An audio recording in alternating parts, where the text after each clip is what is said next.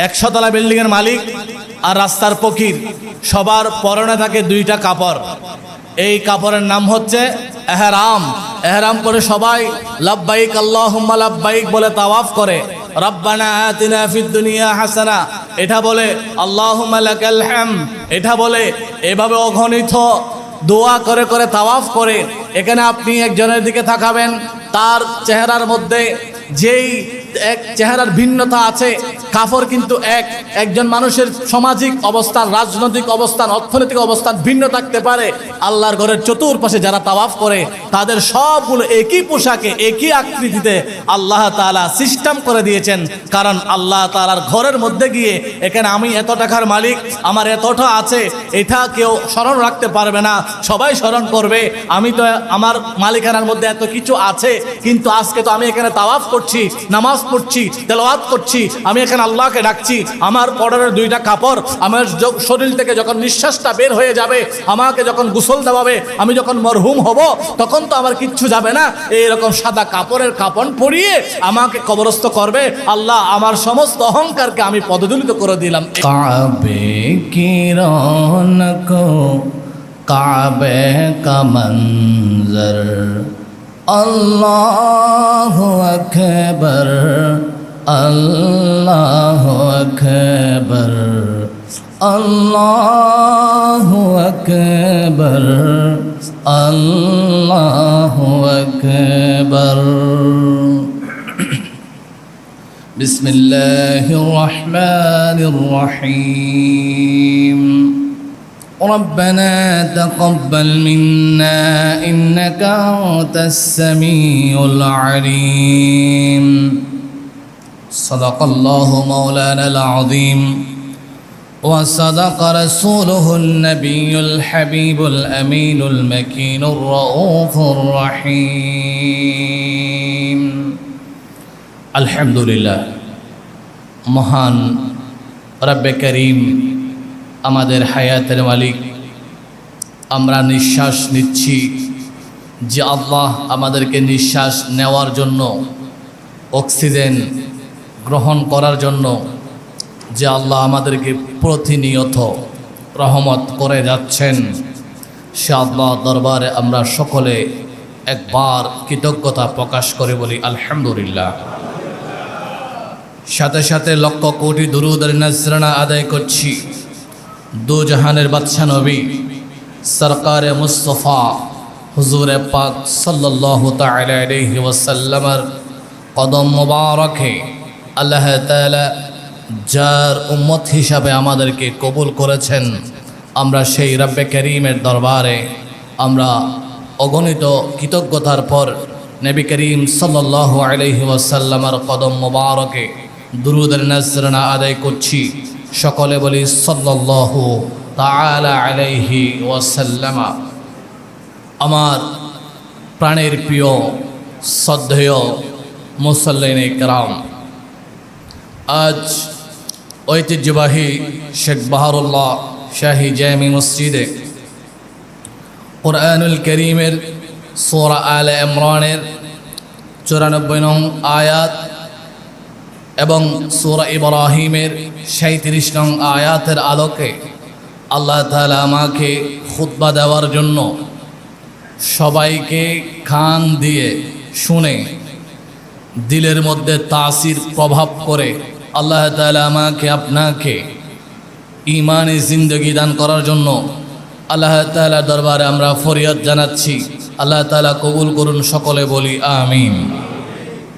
সম্মানীয় আমার পরম শ্রদ্ধেয় মুসল্লিনে কেরাম, আমরা যেই আল্লাহর ঘরে নামাজ আদায় করার জন্য আসছি, এই ঘর আর আমাদের ঘরের মধ্যে অনেক পার্থক্য আছে।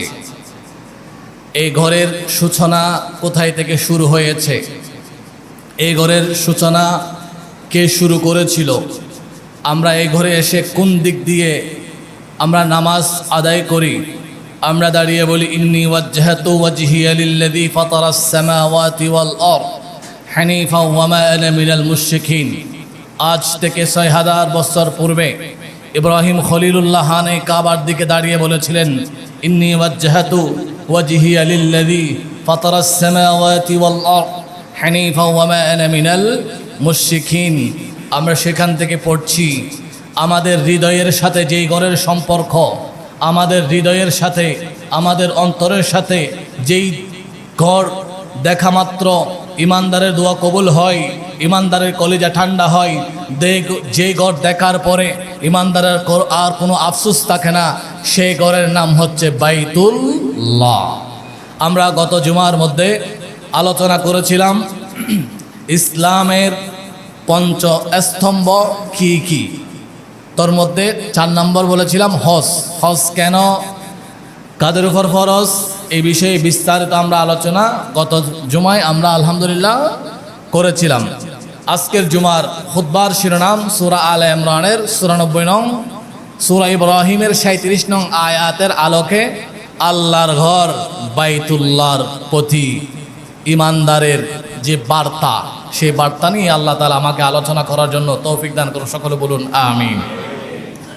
সর্বপ্রথম আমরা এই ঘরে এসে যেই ঘরের দিকে আমাদের চেহারা, আমাদের মুখমণ্ডল, আমাদের অস্তিত্ব সবগুলো যেই ঘরের দিকে দাঁড়িয়ে আমরা বিলীন করে দিই। আমাকে যদি বলা হয় আপনি বদ্দারহাট গিয়ে একবার কান ধরবেন, আমাকে যদি বলা হয় আপনাকে এত টাকা দেব, আপনি শুধু বদ্দারহাট গিয়ে এভাবে একবার কান ধরবেন, আমি ধরবো না। আপনাকে বলা হলে আপনি ধরবেন না, কিন্তু আপনার সকল অস্তিত্বকে, আপনার সকল ক্ষমতাকে, আপনার সকল যেই পাওয়ার আছে, এই পাওয়ারগুলো আপনার ঘরে রেখে এসে আপনি আল্লাহর ঘরে এসে সর্বপ্রথম আপনার বৃদ্ধাঙ্গুলি, আপনার শাহাদাত আঙ্গুলি আপনি আপনার কানের লতি বরাবর গিয়ে এভাবে ক্যাবলার দিকে করে দিয়ে বলেন আল্লাহ ইন্নী ওয়াজ্জাহাতু, আমার আঙ্গুল আপনার ঘরের দিকে, আল্লাহ আমার চেহারা আপনার ঘরের দিকে, আল্লাহ আমার কলব আপনার ঘরের দিকে, আল্লাহ আমার অস্তিত্ব আপনার ঘরের দিকে করে আমি আমার সমস্ত কিছু পাদে তুলি দিয়ে আল্লাহ আমি আপনার সামনে দন্তময়ন হয়েছি। আল্লাহ আমি তো আপনার বান্দা, আমি আপনার ইবাদত করছি। জুড়ে বলুন। যেই ঘরের দিকে তাকাই, যেই ঘরের দিকে তাকিয়ে আমরা সেজদা দিই, সেই ঘরের নাম হচ্ছে বাইতুল্লাহ। আসুন, বাইতুল মানে ঘর, আর আল্লাহ মানে আল্লাহ, আল্লাহর ঘর। এই আল্লাহর ঘর সম্পর্কে আল্লাহ কোরআনুল কারীমের মধ্যে কি বলেছেন?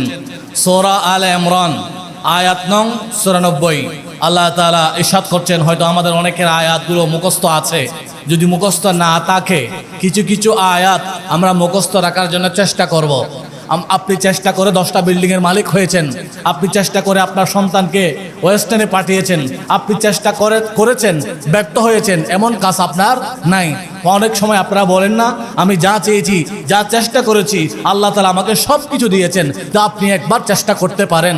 আল্লাহ আপনি আমাকে সম্পদের মালিক বানিয়েছেন, আমাকে সুন্দর চেহারা দিয়েছেন, আল্লাহ অন্ততপক্ষে কোরআন শরীফের ছোট্ট ছোট্ট 10টা আয়াত আমার সিনার মধ্যে মুখস্থ করার জন্য তুমি তৌফিক দান করো। আমিন। এই দোয়া, আপনি যেই দোয়া চেয়ে আপনার সন্তানকে লন্ডন পাঠিয়েছেন, যেই দোয়া আল্লাহর কাছে চেয়ে আপনি 10তলা বিল্ডিংয়ের মালিক হয়েছেন, যেই দোয়া আল্লাহর কাছে চেয়ে আপনি কোম্পানি হয়েছেন, যেই দোয়া আল্লাহর কাছে চেয়ে আপনি বিত্তশালী হয়েছেন, রত্নশালী হয়েছেন, ক্ষমতার অধিকারী হয়েছেন, তার চাইতে বেশি হাজার গুণ কোটি গুণ গুরুত্বপূর্ণ দোয়া হচ্ছে আল্লাহ আল্লাহুম্মা ওয়াফফিকনি, আল্লাহ আমাকে তৌফিক দাও, আমি যেন তোমার কোরআন শরীফ থেকে একটি আয়াত আমি যেন নির্ভুলভাবে মুখস্থ করে আমার সিনার মধ্যে রাখতে পারি। কারণ আপনি যখন অন্ধকার কবরে যাবেন, আপনার এই সম্পদ কিছু যাবে না, আপনার সেই ছোট্ট কোরআনুল কারীমের আয়াত আপনার কবরে মিটি মিটি বাতি হয়ে আপনার কবরকে জান্নাত পর্যন্ত পৌঁছে দিবে। এই জন্য কিছু কিছু আয়াত আমরা যখন শ্রবণ করব, আমি আয়াত নাম্বারগুলো বারবার বলি, আপনাদের মধ্যে অনেক গবেষক আমার যে খুতবাটা আমি দিই এখান থেকে আপনারা এটা শ্রবণ করে নোট করেন, অনেক মুখস্থ করেন, আমার সাথে যোগাযোগ করেন, আপনারা আয়াতগুলো মুখস্থ করেন। এই জন্য আমি আপনাদেরকে আন্তরিকভাবে মোবারকবাদ এবং দোয়া করছি। আর যারা করেন না তারাও যেন এই আয়াতগুলো শুনে যাতে একটা আয়াত আপনারা মুখস্থ করতে পারেন সেই নিয়ত করবেন। আল্লাহ আপনি যখন আল্লাহর কাছে চাইবেন আল্লাহ আপনাকে দান করবেন। তো সর্বপ্রথম আয়াত কি, যে আজকের খুতবার বিষয়বস্তুর আলোকে আল্লাহ তাআলা ইরশাদ করেন ইন্না আউওয়ালা বাইতিন ওয়াদি'a লিন-নাসি লাল্লাযী বিবাক্কাতা মুবারাকান ওয়া হুদাল লিল আলামিন। আল্লাহু আকবার বলুন, আরো জোরে বলুন। আল্লাহ বলেন ইন্না, নিশ্চয়, আউওয়ালা, সর্বপ্রথম, বাইতিন, ঘর, ওয়াদি'a লিন-নাস, মানুষের জন্য নির্ধারণ করা হয়েছে, লাল্লাযী, যেটার মধ্যে, বিবাক্কাতা মুবারাকা, যেটার নাম হচ্ছে বাক্কা, যেই ঘরটাকে আল্লাহ তাআলা বরকতময় করেছেন। ওহুদাল্লিল আলামিন, এই ঘরের মাধ্যমে আল্লাহ তাআলা লক্ষ লক্ষ কোটি কোটি মানুষকে হেদায়েতের আলো পথ দেখিয়েছেন। তাহলে এটা হচ্ছে সূরা আলে ইমরান আয়াত নং ৯৪।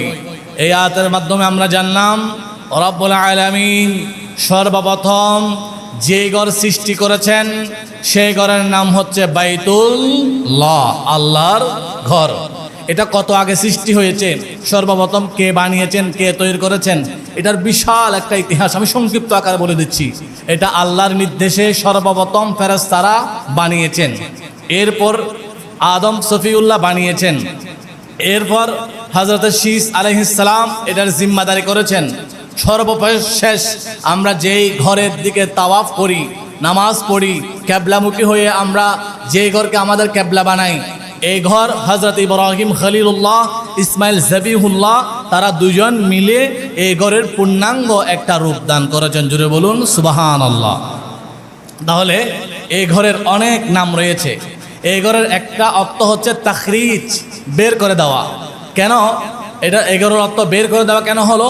কারণ যত অহংকার আছে, যত শৌর্যবীর্য আছে, যত মানুষের কিবরাত আছে, যত মানুষের এই অর্থের জন্য, ক্ষমতার জন্য অন্ধ হয়ে যায়, কিন্তু ওই অন্ধ ক্ষমতার অন্ধত্ব, অর্থের অন্ধত্ব, এই ঘরের কাছে যখন কেউ যাবেন আল্লাহ তাআলা তাকে তার ক্ষমতার অন্ধত্ব, সম্পদের অন্ধত্বগুলো আল্লাহ তার থেকে বের করে দেন। জুড়ে বলুন।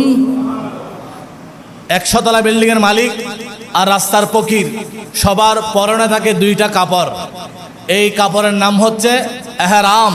এহরাম পরে সবাই লাব্বাইক আল্লাহুম্মা লাব্বাইক বলে তাওয়াফ করে। রব্বানা আতিনা ফিদ দুনিয়া হাসানা এটা বলে, আল্লাহুম্মা লাকাল হামদ এটা বলে, এভাবে অগণিত দোয়া করে করে তাওয়াফ করে। এখানে আপনি একজনের দিকে তাকাবেন, তার চেহারার মধ্যে যেই এক চেহারার ভিন্নতা আছে, কাফর কিন্তু একজন মানুষের সামাজিক অবস্থান, রাজনৈতিক অবস্থান, অর্থনৈতিক অবস্থান ভিন্ন থাকতে পারে। আল্লাহর ঘরের চতুর্পাশে যারা তাওয়াফ করে তাদের সবগুলো একই পোশাকে, একই আকৃতিতে আল্লাহ তাআলা সিস্টেম করে দিয়েছেন। কারণ আল্লাহ তাআলার ঘরের মধ্যে গিয়ে এখানে আমি এত টাকার মালিক, আমার এতটা আছে, এটা কেউ স্মরণ রাখতে পারবে না।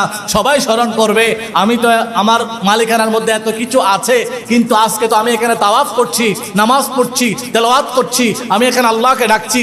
আমার পরনের দুইটা কাপড়, আমার শরীর থেকে যখন নিঃশ্বাসটা বের হয়ে যাবে, আমাকে যখন গোসল দেওয়াবে, আমি যখন মরহুম হব, তখন তো আমার কিচ্ছু যাবে না। এইরকম সাদা কাপড়ের কাপড় পরিয়ে আমাকে কবরস্থ করবে। আল্লাহ আমার সমস্ত অহংকারকে আমি পদদলিত করে দিলাম।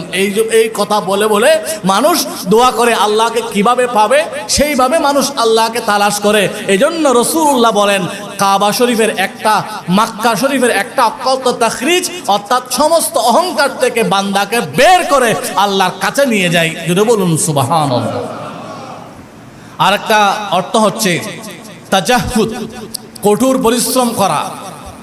আল্লাহকে পেতে হলে আল্লাহর ঘরে গিয়ে, আমরা এখানে যদি বলি, আপনি যদি আপনার ছেলেকে বলুন, আমার বাবা তুমি বদরাত যাও, গিয়ে বাজার করে নিয়ে আসো, হেঁটে যাবা হেঁটে আসবা, তখন আপনার ছেলে আপনাকে লাল চোখ করে তাকাবে।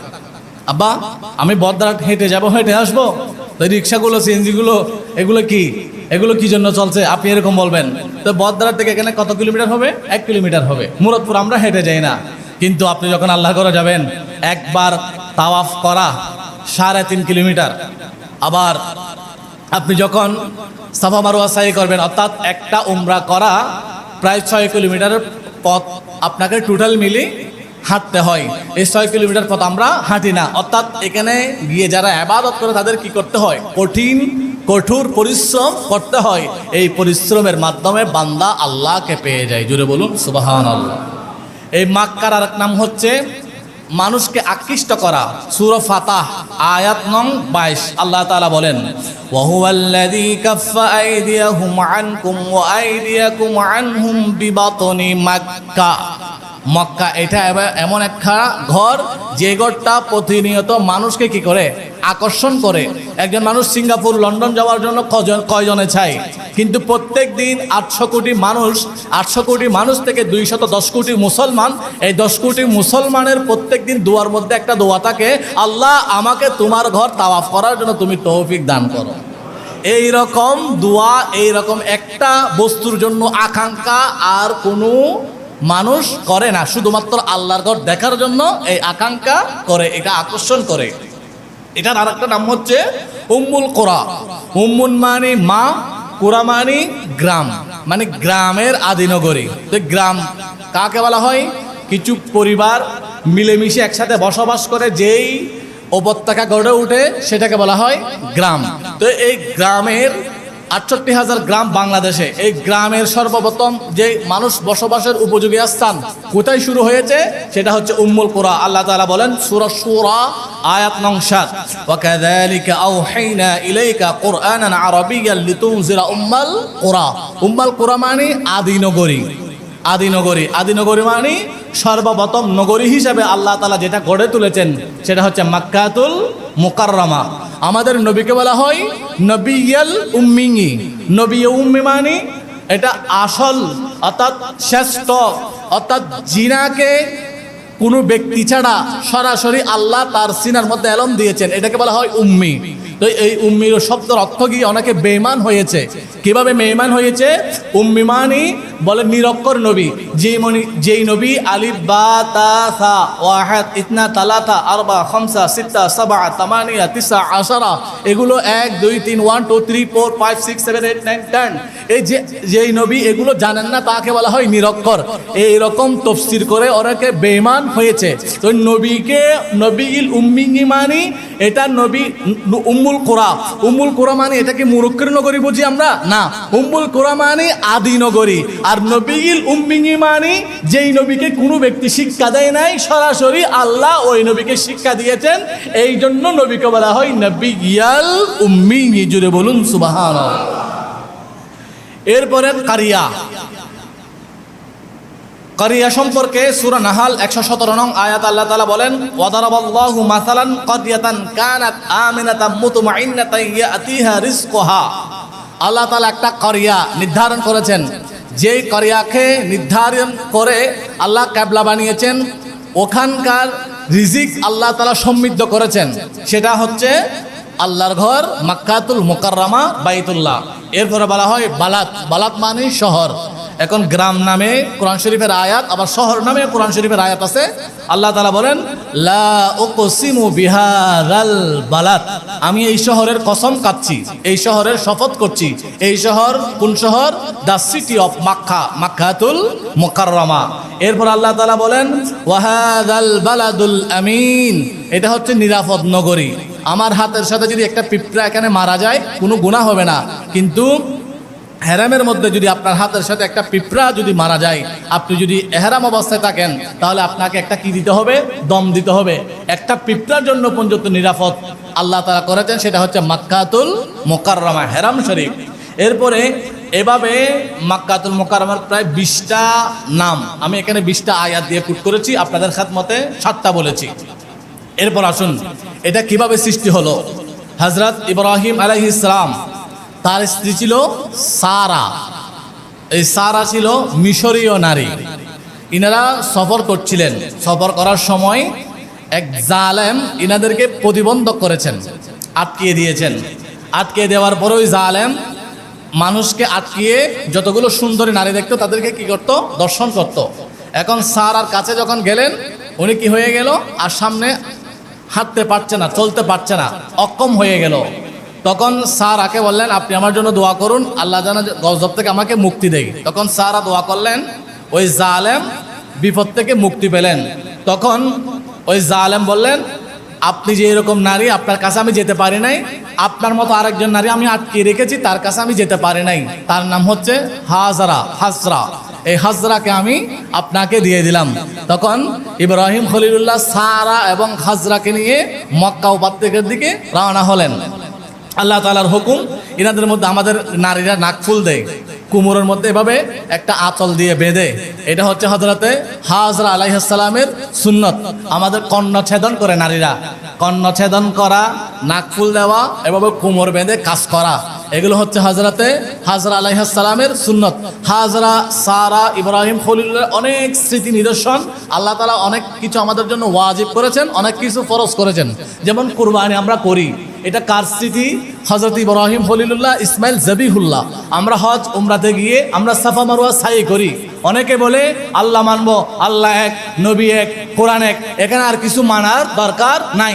অথচ হজ এবং উমরার মধ্যে আল্লাহ মানার সাথে, নবী মানার সাথে ওলি আল্লাহকে অনুসরণ করা, এটা হজের ফরজ এবং ওয়াজিবের মধ্যে একটা অংশ করে দিয়েছেন। কিভাবে? আপনি যখন সাফা মারওয়া সাই করেন, সাফা মারওয়া সাই করা এটা হচ্ছে উমরার মধ্যে ওয়াজিব, হজের মধ্যে ফরজ। এই যে আপনি ফরজ ওয়াজিব করছেন, এটা কি কারণে করছেন? এটার ইতিহাস কি? হযরতে মা হাজরা আলাইহিস সালাতু ওয়াস সালাম সফা থেকে এক দৌড়ে মারওয়াতে গিয়েছেন, মারওয়া থেকে আরেক দৌড়ে সফাতে এসেছেন, এভাবে দৌড়াদৌড়ি করেছেন। আল্লাহ বলেন, এই হাজরা, তোমার দৌড়াদৌড়িটা এত সুন্দর লেগেছে, তুমি যে আমার কাছে মোনাজাত করেছো, এটা আমার এতই ভালো লেগেছে। হাজরা এটা কি? কোনো নবী নয়, এটা হচ্ছে ওলি আল্লাহ। হাজরা আলাইহিস সালাম ওলি আল্লাহ। এই ওলি আল্লাহর সুন্দর স্মৃতিটা আল্লাহ তাআলা আমাদের জন্য কখনো ফরজ, কখনো ওয়াজিব করে দিয়েছেন। এই জন্য আমরা সূরা ফাতিহা তেলাওয়াত করি, সিরাতাল্লাযীনা আনআমতা আলাইহিম, যারা নিয়ামত প্রাপ্ত হয়েছে।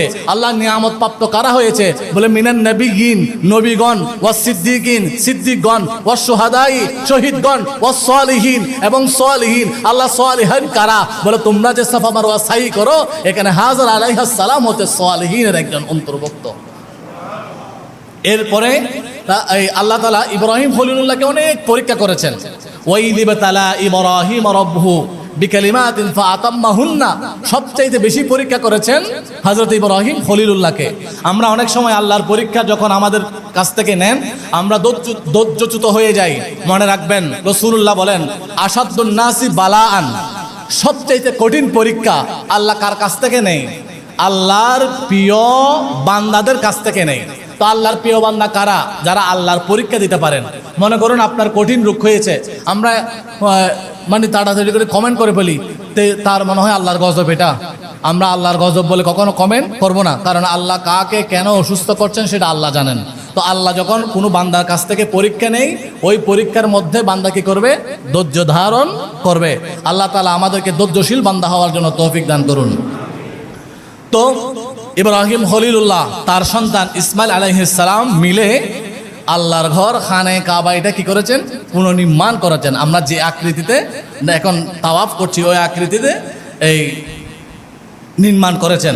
এই কথা আল্লাহ তাআলা সূরা ইব্রাহিমের 37 নং আয়াত 36 নং আয়াতের মধ্যে ইরশাদ করেন। আল্লাহ তাআলা বলেন, ربنا إني أسكنت من ذريتي بواد غير ذي زرع عند بيتك المحرم ربنا ليقيموا الصلاة فاجعل أفئدة من الناس تهوي إليهم وارزقهم من الثمرات لعلهم يشكرون الله أكبر বলুন। ইব্রাহিম খলিলুল্লাহকে আল্লাহ একটা পরীক্ষা করেছেন, আপনি আপনার স্ত্রী পুত্র এখানে রেখে চলে যান। এখন স্ত্রী পুত্র কোনো খাবার নাই, আর শুধু এক মশক পানি ছিল। এক মশক পানি দিয়ে ইব্রাহিম খলিলুল্লাহ হাজরা আল ইসলামকে রেখে চলে যাচ্ছেন। বলে, আমার প্রাণের প্রিয় স্বামী, আপনি আমাদেরকে রেখে কোথায় যাচ্ছেন? চতুর্দিকে পাহাড় আর পাহাড়, এখানে আমরা কি করব, কি খাবো, কোথায় ঘুমাবো? বলে, এটা আল্লাহ তাআলার নির্দেশ। বলে, হ্যাঁ নির্দেশ। বলে, কোনো সমস্যা নেই, তাহলে আপনি যান, আল্লাহ আমাদেরকে কি করবেন? হেফাজত করবেন। এই আল্লাহর ঘরের পাশে হযরতে ইব্রাহিম খলিলুল্লাহ তার স্ত্রী এবং পুত্রকে রেখে চলে গেলেন। এখন হযরত ইসমাইল জবিহুল্লাহর যেই পানি ছিল, ওই পানিগুলো শেষ হয়ে গেল। এখন পানির প্রয়োজন। এইজন একবার হাজরা এদিকে যায় আর একবার এদিকে যায়। আল্লাহ তাআলা সাথে সাথে হাজরা আলাইহিস সালামের যে প্রয়োজন এটা পূরণ করে দিলেন। আল্লাহ তাআলা জমজমের পানি বের করে দিলেন। জুড়ে বলুন সুবহানাল্লাহ। হাজরা আলাইহিস সালাম এসে এভাবে পাথর দিয়ে বাঁধ দিলেন, বলেন জমজম। এটা সুরিয়ানি ভাষা, মানে থামো থামো। এখানে জমজমের কূপের পানি, সেই পানি আমরা পান করছি। ইনশাআল্লাহ জমজমের কূপ নিয়ে আমরা সামনে বলবো। তো হযরতে হাজরা আলাইহিস সালাম, ইসমাইল আলাইহিস সালাম এখানে আল্লাহর ঘরের পাশে ছিলেন। তো ইব্রাহিম খলিলুল্লাহ দোয়া করছেন, রব্বানা লিয়ুকিমুস সালাহ, আল্লাহ আমি আমার স্ত্রী আমার সন্তানকে রেখে যাচ্ছি, তারা এখানে নামাজ পড়বে। আফইদাতাম মিনান নাসি তাহবি ইলাইহিম ওয়ারযুকহুম মিনাস সামারাত, আল্লাহ তুমি তাদের জন্য রিজিকের ব্যবস্থা করে দাও। এই জন্য আপনি যখন ঘর থেকে বাহির হবেন, তখন আপনি আল্লাহর উপর তাওয়াক্কুল করে যাবেন। আপনি এখন ঘর থেকে বাইরে হওয়ার সময় বলেন এটা আছে, এটা এটা এটা সব কিছু তো আছে, তো তারপরও আপনি বলবেন কি তাওয়াক্কালতু আলাল্লাহ। এক ব্যক্তি যুদ্ধ যাচ্ছেন, যুদ্ধে যাওয়ার সময় ওনার স্ত্রী গর্ভবতী ছিল। তো স্বাভাবিকত যখন নতুন নতুন বাবা হয়, বাবা হওয়ার আগে বাবা হওয়ার একটা আনন্দ, সব সময় বাবাকে নাড়া দেয়। আমার সন্তান দুনিয়াতে আসবে, আমাকে আব্বু বলবে, আমি তার চেহারা দেখবো, সে আমার চেহারা দেখবে। মানুষ তো দুনিয়াদারি করে সন্তানের চেহারা দেখার জন্য। এটাই তো ইন্নামা আমওয়ালুকুম ওয়া আওলাদুকুম, আল্লাহ যেই সমস্ত সম্পদ মানুষকে দিয়ে থাকেন তার মধ্যে সর্বশ্রেষ্ঠ সম্পদ হচ্ছে নেককার সন্তান। তো এখন ওই ব্যক্তি যুদ্ধ যাওয়ার সময় আল্লাহর কাছে দোয়া করেন, আল্লাহ আমার স্ত্রীর গর্ভে যেই সন্তান আছে ওই সন্তানকে আমি ফি সাবিলিল্লাহ ফি আমানিল্লাহ তোমার ওয়াস্তে রেখে যাচ্ছি। এখন এই কথা বলে স্ত্রীর গর্ভের সন্তানকে আল্লাহর ওয়াস্তে রেখে ঘর থেকে বের হয়ে গেলেন। এখন তখন তো সফর করতো 1 বছর 2 বছর 3 বছর। এখন কয়েক বছর পরে উনি আবার কি করলেন, আসলেন, এসে দেখলেন তার স্ত্রী মারা গেল। এখন মারা যাওয়ার পরে আমরা কি করি, জিয়ারত। মানুষ মারা যাওয়ার পর আমরা কি করি, আপনার বন্ধু, আপনার বাবা, আপনার ভাই আপনার কাছে হক পায়, যখন মারা যাবে আপনার কাছে হক পাবে। সেটা কিসের হক, জিয়ারতের হক। দুঃখের বিষয় এই জিয়ারত না করার জন্য অনেক প্রপাগান্ডা আমাদের সমাজে ছড়াচ্ছে। আল্লাহ তাদের থেকে আমাদের হেফাজত করুক।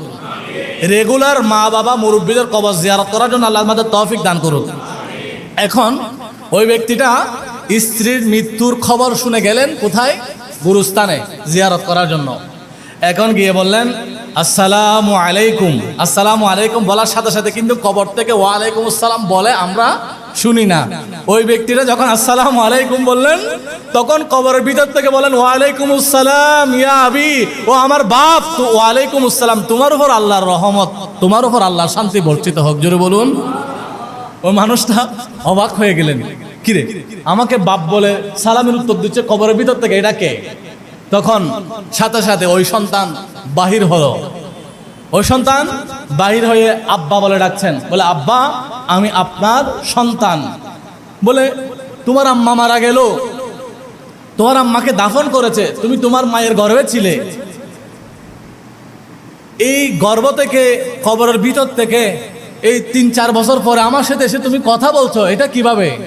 তখন আল্লাহ তাআলা এলহাম পাঠালেন, এ বান্দা তুমি যখন ঘর থেকে বাহির হওয়ার সময় আমি আল্লাহর উপর তুমি সালামতি দিয়েছো, বলেছো আমার সন্তানকে আল্লাহর সালামতের উপর দিলাম, আমার সন্তানকে আল্লাহর উপর তাওয়াক্কুল করে দিলাম, তখন আমি আল্লাহ তোমার ওই দোয়াটা কবুল করেছি। তোমার স্ত্রী মারা গিয়েছে, তুমি কিন্তু তোমার স্ত্রীকে আমার উপর সালামতি দাও নাই, সন্তানকে দিয়েছ। এই জন্য তোমার স্ত্রী মারা যাওয়ার পরেও আমি তোমার সন্তানকে এই কবরের মধ্যে আমি আল্লাহ মায়ের গর্ভের ভিতরে ফেডের ভিতর যেভাবে লালন পালন করি, আমি সেইভাবে কবরের ভিতর লালন পালন করে তোমার আমার আমানত আমি আল্লাহ রক্ষা করেছি।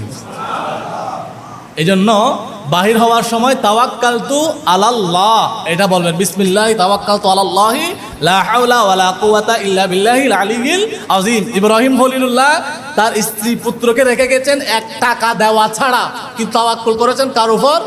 আল্লাহর উপর। আর নবী বলেন মান তাওয়াক্কালতু আলাল্লাহ, যে ব্যক্তি আল্লাহর উপর তাওয়াক্কুল করে বাহির হয়, লা রুজিকতুম কাত্তাইর, আল্লাহ তাকে পাখির মতো রিজিক দান করেন। এত লক্ষ কোটি পাখি আছে, এগুলো আল্লাহ খাওয়ান, কারণ তারা আল্লাহর উপর তাওয়াক্কুল করে বাহির হন ঘর থেকে। তাহলে আমরা যে কোনো কাজের সময় আমরা তাওয়াক্কুল করব কার উপর? আল্লাহর উপর। ইব্রাহিম খলিলুল্লাহ এভাবে তাওয়াক্কুল যখন করেছেন আল্লাহর এত পছন্দ হয়েছে, আল্লাহ ইসমাইল জবিহুল্লাহকে চমৎকারভাবে সংরক্ষণ করে রেখেছেন, জুড়ে বলুন সুবহানাল্লাহ। এই কথাগুলো আল্লাহ তাআলা বলেন وَإِذْ يَرْفَعُ إِبْرَاهِيمُ الْقَوَاعِدَ مِنَ الْبَيْتِ وَإِسْمَاعِيلُ رَبَّنَا تَقَبَّلْ مِنَّا إِنَّكَ أَنْتَ السَّمِيعُ الْعَلِيمُ رَبَّنَا وَاجْعَلْنَا مُسْلِمَيْنِ لَكَ وَمِنْ ذُرِّيَّتِنَا أُمَّةً مُسْلِمَةً لَكَ وَأَرِنَا مَنَاسِكَنَا وَتُبْ عَلَيْنَا إِنَّكَ أَنْتَ التَّوَّابُ الرحيم আমিন বলুন। ইব্রাহিম খলিলুল্লাহ এবং ইসমাইল জবিউল্লাহ কিভাবে আল্লাহর ঘর নির্মাণ করেছেন, এই নির্মাণের কথা আল্লাহ তাআলা কোরআনুল কারীমের মধ্যে চমৎকারভাবে ঘোষণা করেছেন। ইব্রাহিম খলিলুল্লাহ ইসমাইল জবিউল্লাহ আল্লাহর ঘর কি করেছেন? নির্মাণ করেছেন। নির্মাণ করার পরে আল্লাহ নবী ইব্রাহিম খলিলুল্লাহ দোয়া করেছেন, রব্বানা তাকাব্বাল মিন্না ইন্নাকা আনতাস সামিউল আলিম। এখনো ওই আল্লাহর ঘর তাওয়াফ করার সময় আমরা দোয়া করি এই দোয়াটা। তখন ইব্রাহিম খলিলুল্লাহ আল্লাহর কাছে দোয়া করেছেন, আল্লাহ ওয়াজআলনা মুসলিমাইন লাকা, আল্লাহ আমার সন্তানগুলো যাতে কিয়ামত পর্যন্ত তোমার ঘরে এসে তাওয়াফ করার জন্য তুমি সেই তৌফিক এনায়েত করো। জোরে বলুন আমিন। এই জন্য আল্লাহর ঘরের যে চতুর্পাশে যে তাওয়াফকারী এটার সংখ্যা দিন দিন কি ঘটছে? বৃদ্ধি করছে। এটা কখনো কমবে না, এটা বাড়বে। ইব্রাহিম খলিলুল্লাহ এভাবে আল্লাহর ঘর নির্মাণ করেছেন। এই ঘর ইব্রাহিম খলিলুল্লাহর পূর্বে শাসন করত কিলার বিন লুয়াই। উনি 500 থেকে 631 খ্রিস্টাব্দ পর্যন্ত শাসন করতেন। মক্কা বিজয়ের মাধ্যমে এই ঘর মুসলমানদের পূর্ণ নিয়ন্ত্রণে আসছে। কোরআনুল কারীমের মধ্যে একটা সূরা আছে, সূরা ফাতাহ। মক্কা বিজয়কে কেন্দ্র করে আল্লাহ সূরা ফাতাহ নাজিল করেছেন। এই সেই 631 খ্রিস্টাব্দ পর্যন্ত এই পর্যন্ত এটা মুসলমানদের ঘর, মুসলমানদের পরিচালনায়, মুসলমানদের কেবলা হিসেবে আছে। হ্যাঁ, কেবলা পরিবর্তনের একটা ঘটনা আছে। আল্লাহর নবী এই ঘর কখন থেকে আমাদের কেবলা হলো? আল্লাহর নবী মক্কা থেকে হিজরত করে মদিনা মুনওয়ারায় আসলেন। আসার পরে উনি মসজিদে যিল কিবলাতাইনে নামাজ পড়ার আগে, জোহর কিংবা নামাজ পড়ার আগে মনে মনে ভাবলেন, আসমানের দিকে একবার তাকালেন, তাকিয়ে ভাবলেন, আল্লাহ আমার কেবলাটা যদি বাইতুল মুকাদ্দাস না হয়ে যদি হানায়ে কাবা হতো, আমি দিলের মধ্যে বেশি শান্তি পেতাম। এই কথা নবীজি মনে মনে বলে নামাজে দাঁড়ালেন। আর আল্লাহ তাআলা নামাজের ভিতরে কোরআন শরীফের আয়াত অবতীর্ণ করে দিলেন। নবীজির নামাজ আমাদের নামাজের মধ্যে পার্থক্য আছে। নবীজির রোজা আমাদের রোজার মধ্যে পার্থক্য আছে। নবীজি হাকিকত মাসায়েল আমাদের সাথে কি আছে? পার্থক্য আছে। অনেকে নবীকে বলে নবী বড় ভাইয়ের মতো, রক্তে মাংসে গড়া মানুষ। জুড়ে বলুন, আরো জুড়ে বলুন। নবীকে নিজের বড় ভাইয়ের মতো বলা যাবে না। নবী আমাদের মতো রক্ত মাংসে মানুষ, ঠিক আছে, কিন্তু নবীকে যে মর্যাদা দিয়েছেন আল্লাহ এই মর্যাদা কাউকে দেন নাই। আমরা নামাজের ভিতর যখন নিয়ত করবো আমরা কথা বলতে পারবো না, কিন্তু নবীজি নামাজের নিয়ত করলেন, আবার আল্লাহর সাথে জিবরাইল আমিনের সাথে কি করছেন? কথাও বলছেন। আমরা রোজা রাখি, সাহারি খাই, ইফতার করি। নবীজি রোজা রেখেছেন, সাহারি খান নাই, ইফতার করেন নাই। এটাকে বলা হয় সওমে বেসাল। আমরা নামাজ পড়ি 5 ওয়াক্ত, নবীজি নামাজ পড়তেন 6 ওয়াক্ত। নবীজির জন্য তাহাজ্জুদের নামাজ আবশ্যক ছিল। আমরা হাঁটলে মাটির উপরে দেখি, মাটির নিচে দেখি না। আর নবীজি হাঁটলে মাটির উপরে যেভাবে দেখেন, মাটির ভিতরে কবরের ভিতরে কে কোন অবস্থায় আছে সেটাও দেখেন। একদিন হাঁটার সময় দেখলেন 2 জন মানুষের কবরের মধ্যে আযাব হচ্ছে। নবীজি দাঁড়ালেন, দাঁড়িয়ে জিয়ারত করলেন, একটা খেজুর গাছের ডাল 2 টুকরো করলেন, 2 কবরের মধ্যে দিলেন। রাসূলুল্লাহ বলেন, হুমায়ু আল দিবানে, এখানে 2টা কবর আছে, এখানে আযাব হচ্ছে।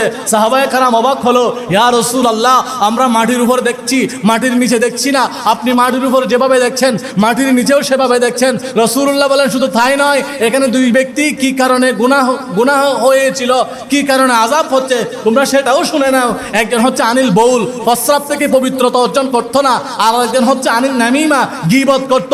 এই 2 গুনার কারণে আল্লাহ তাদের কবরে আযাব দিচ্ছে।